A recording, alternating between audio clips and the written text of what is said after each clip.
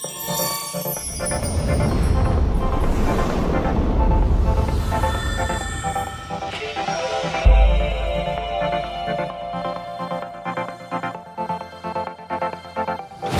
越这浮夸的世界，期待重新裂变的力量。反转中溢出这愤怒，足以燃烧崎岖大路。幸福从来没有预期，感动或伤害只会更坚强。寻寻觅觅，追踪真相，引领前进方向，始终都是你。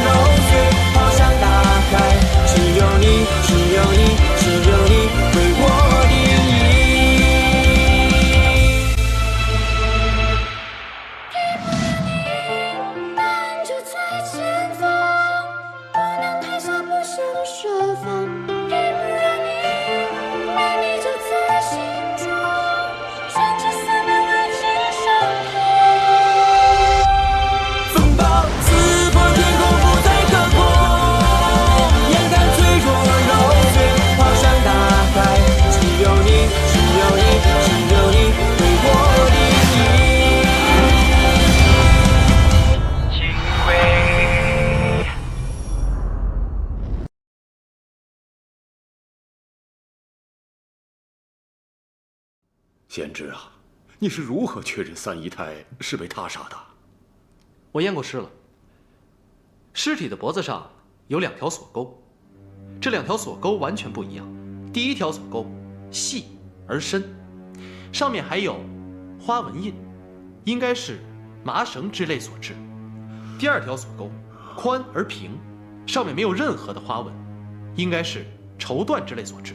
那这2道不同的锁钩又能说明什么呢？不同的锁钩，不同的特征。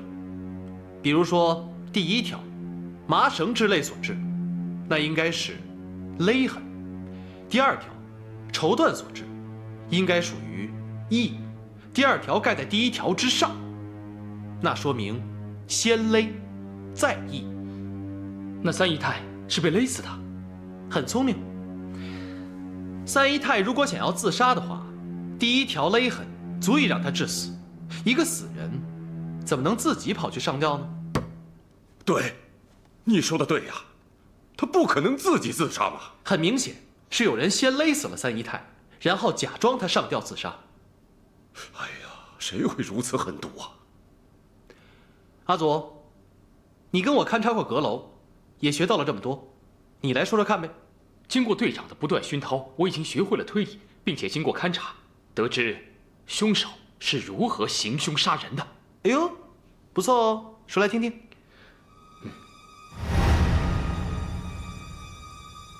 凶手应该是从屋顶进入房间，然后由窗户进入阁楼。凶手进入三姨太房间之前，我想可能是用了迷香之类的东西，然后用湿布撕掉了窗户纸，锯断了窗棂，进到屋内。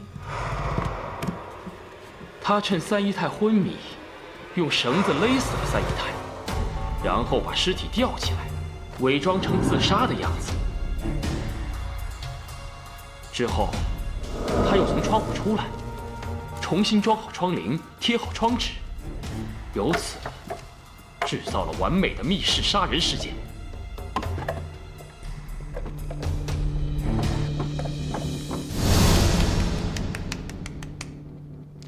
很明显，凶手是有所预谋的，而且对周围的环境非常熟悉。那肯定是熟人作案。当然，凶手应该是在深夜行凶。州府大院周围墙那么高，又配有武功级别那么高的家丁护院，一般外人是进不来的。而且，当天也没有外人潜入的痕迹，所以说，凶手一定是在周家大院。本官府中谁会如此大胆呢？那天我去勘察过阁楼，没有看到人的痕迹。我想，应该没有人扮鬼，当然也没有海市蜃楼的自然现象。看来这鬼确实存在。三姨太不是自杀，而是他杀。这个鬼还是个冤鬼，是三姨太的冤魂所致。哎呀，我到现在都不相信有鬼的这件事情发生。但是，应该是生物电波。队长，你没被鬼上身，怎么满嘴胡话？其实，在我们那儿，很多科学家认为，鬼、灵魂都是一种生物电波，在一种特殊的环境之下，产生了一种特殊的物质，被一种脑频率相似的人感受到了而已。但是你们想一想，这种限定的环境实在是太多了，所以一般人是感觉不到的。三姨太死的当天，也许她的生物电波留在了原地，而被一种跟她同样频率的脑电波所接触到的人发生相撞，也许就是所说的见鬼。队长，你到底说的是什么呀？啊，我有办法了，我们今天晚上去抓鬼，有没有人跟我一起？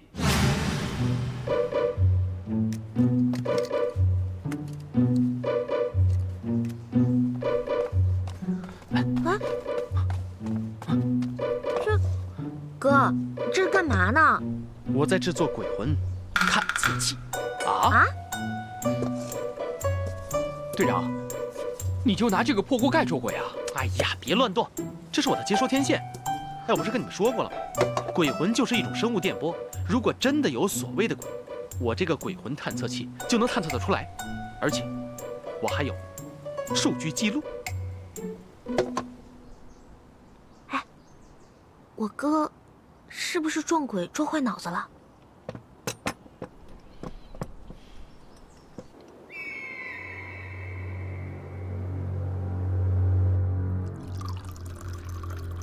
不懂科学的神父，不是个好厨子。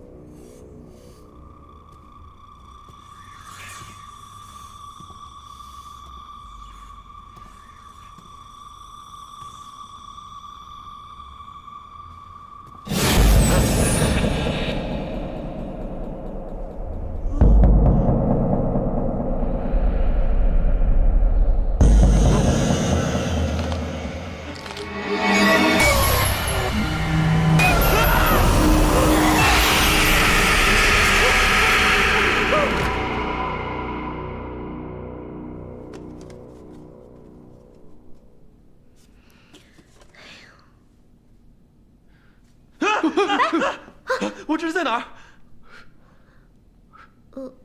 哥，你昨晚又去阁楼了，又在那儿睡着了。你是不是着魔了？队长，你真的见到鬼了吗？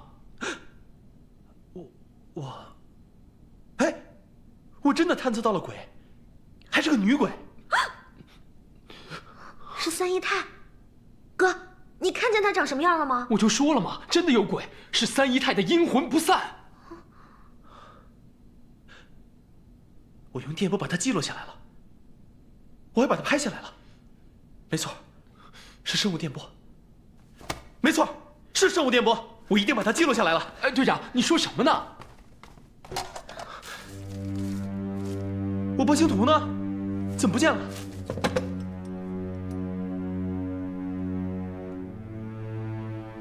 摄影机记录下来的呢？哥，你没事吧？怎么回事啊？这不科学啊！这个鬼还是个懂科学的鬼，把我的影像都给删掉了。哎呀，队长，我就说了嘛，真的有鬼。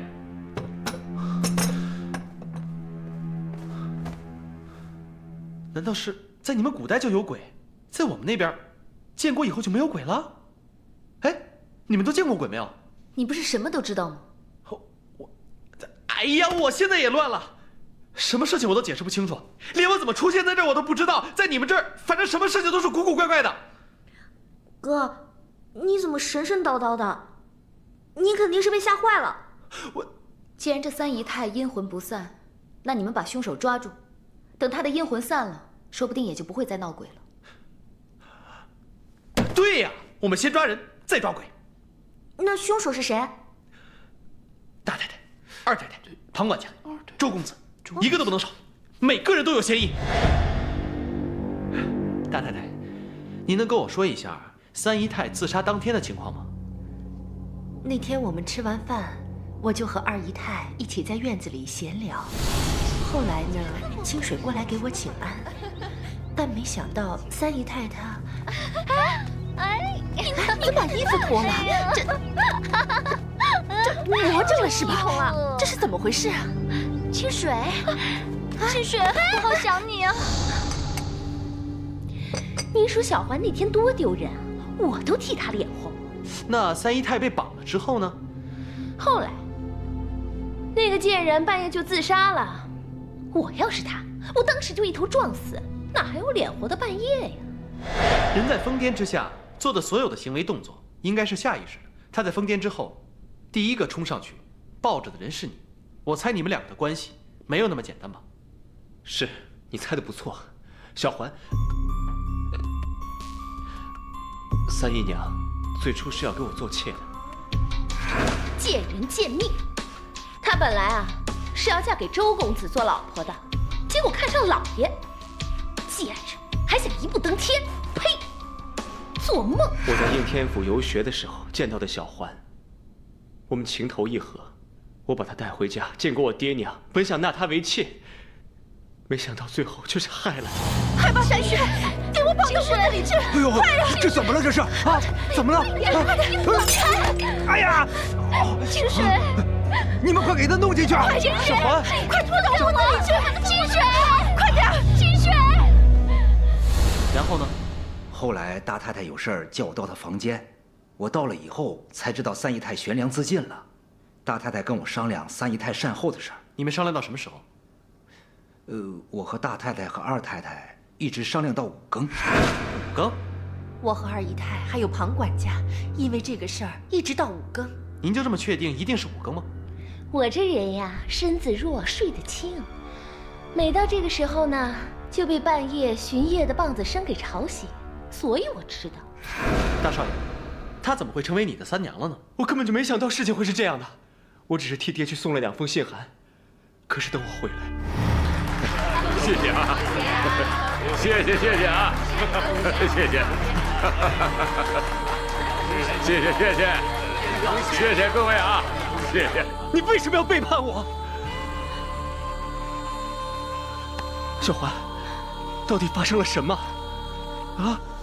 你有什么委屈？你跟我说呀，小环。大少爷，你还是忘了我吧。她为什么嫁给你爹了呢？后来我才得知，这是小欢父母的主意。由来只有新人笑，有谁听得旧人哭？爱情2个字，好辛苦。他们婚后不久，小欢便有了身孕。可是，他们却容不下小欢。哎呀！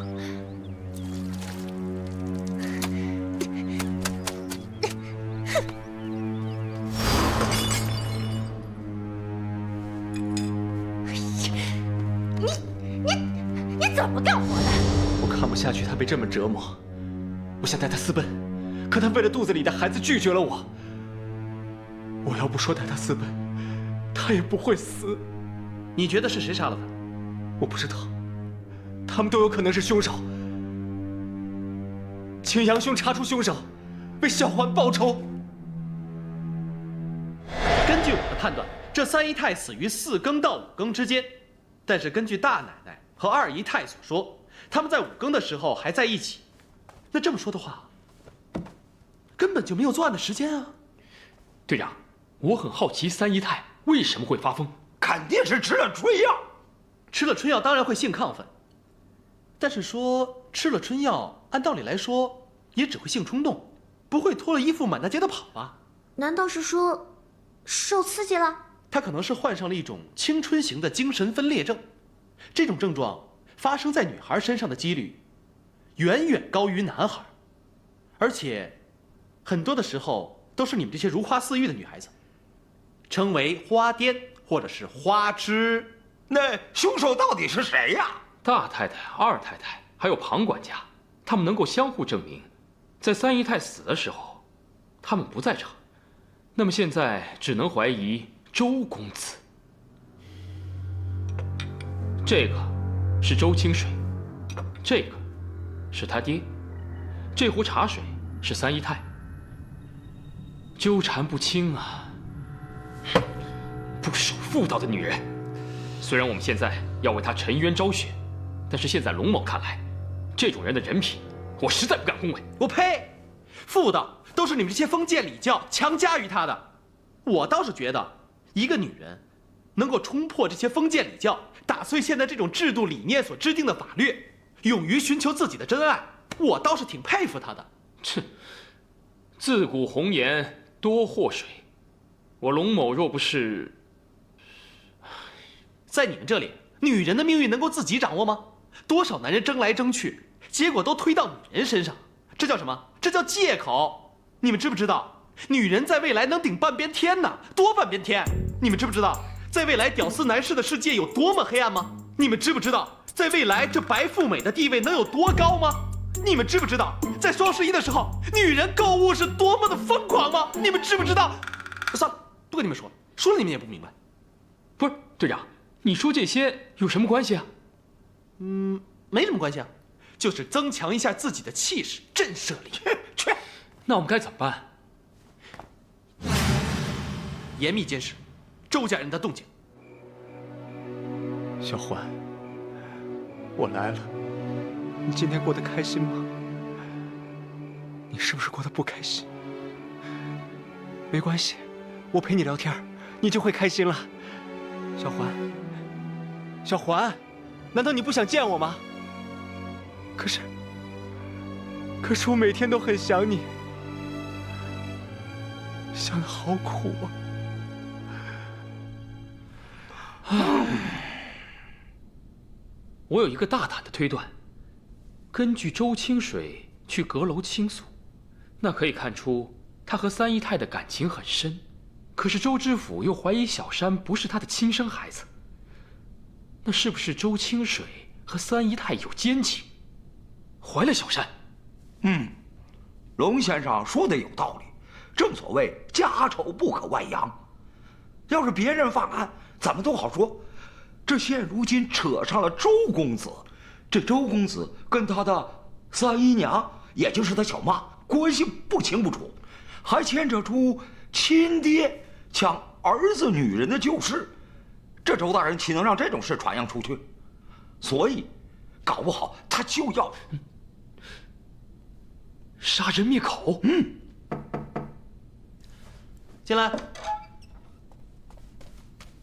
各位大人，吴家老爷有请。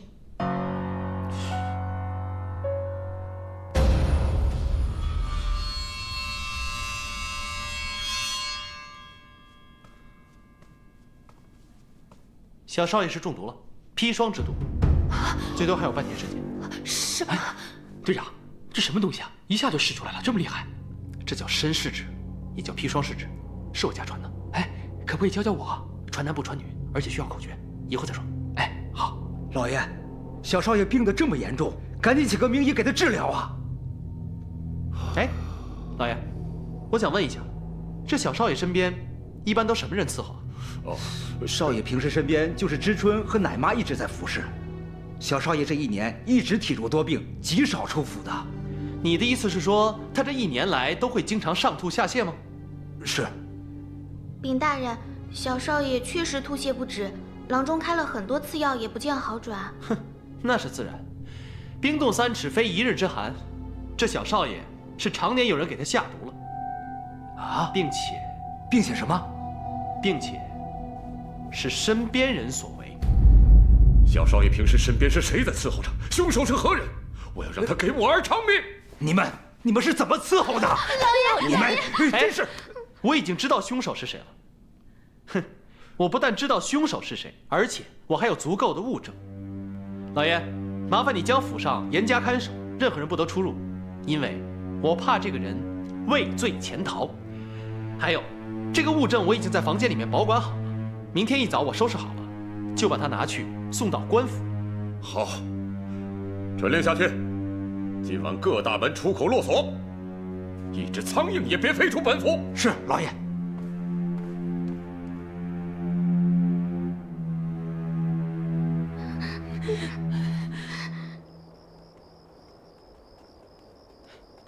哎，队长，你什么时候拿到物证的？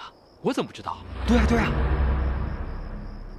我自然是刚进院的时候，就发现小少爷情况不是特别好，所以自然多了一份小心。哦，你看什么呢？啊，没什么。